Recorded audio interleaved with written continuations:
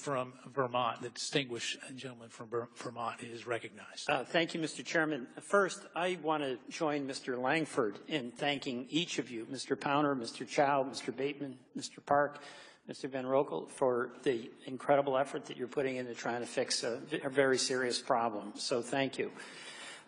Second, you don't have to be an opponent or a supporter of the healthcare law to acknowledge that there are significant rollout problems associated with the website.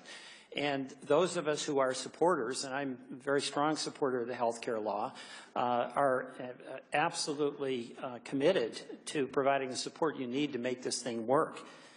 There's really 4 issues that we have that are roiling around. One is the website. What do we got to do to fix it? And it's got to be fixed.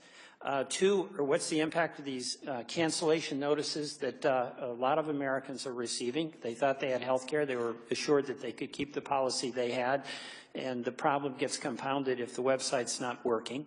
And then third is the individual mandate that is a subtext of the debate, but that's essential to the law. But in order to make that work, the website's got to work. And the fourth is the IT purchasing. Are there some lessons that we can learn? And I tend to think that it's really important to move ahead on the ISA-Connolly legislation.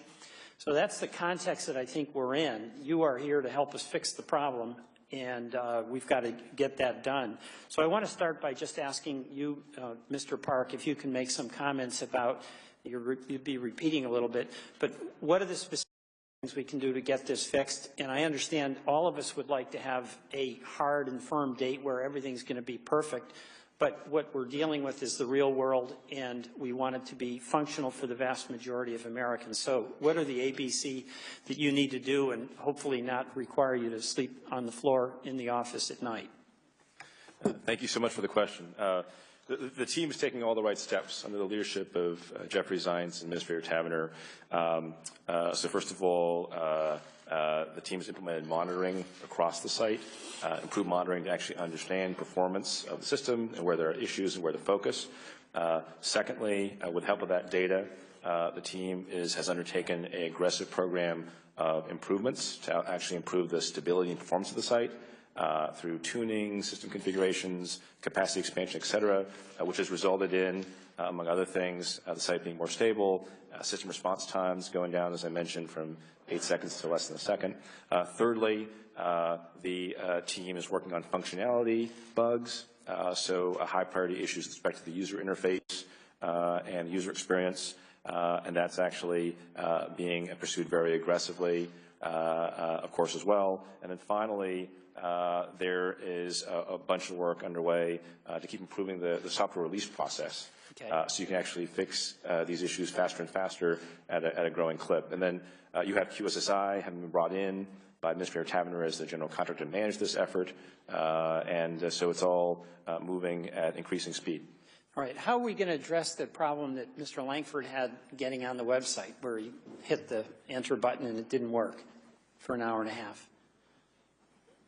So there's been a lot of progress on that front, and many more folks can get in now than previously through both the ability for that particular component of the system to handle more through capacity expansion and software optimization, and also through bug fixes that have been applied.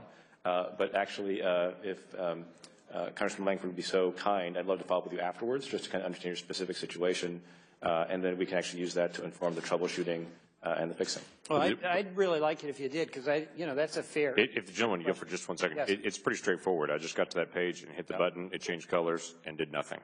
So it's nothing more than that as far as moving into just a log on to create an account. And you previously tried to? I'll follow up with you afterwards. All right, Mr. Powner, do you have some concrete suggestions about what we can do as a Congress to make it more efficient and more effective when we're making significant IT purchases on behalf of the American taxpayer? Yeah, I have a couple very specific suggestions, and I'm going to go back to my oral statement.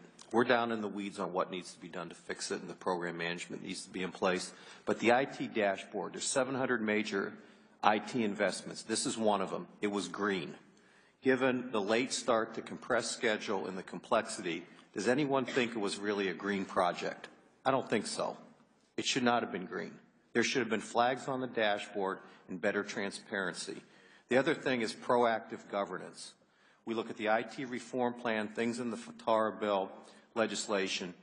Proactive governance is very important. It's great, and I'm pleased that Steve and Todd and everyone's involved now, but we need that governance up front on important projects, not when things go in the tank. Right. We need it up front. It's the same thing with when projects go in the tank, we get engaged with the contractor more. Why don't we engage with the contractor, engage with the right executives up front instead of when we have problems? I know there are a lot of projects and a lot of priorities, but we need to find a way to tackle that better. Okay, thank you. I yield back. Thank you, gentlemen. I thank the gentleman.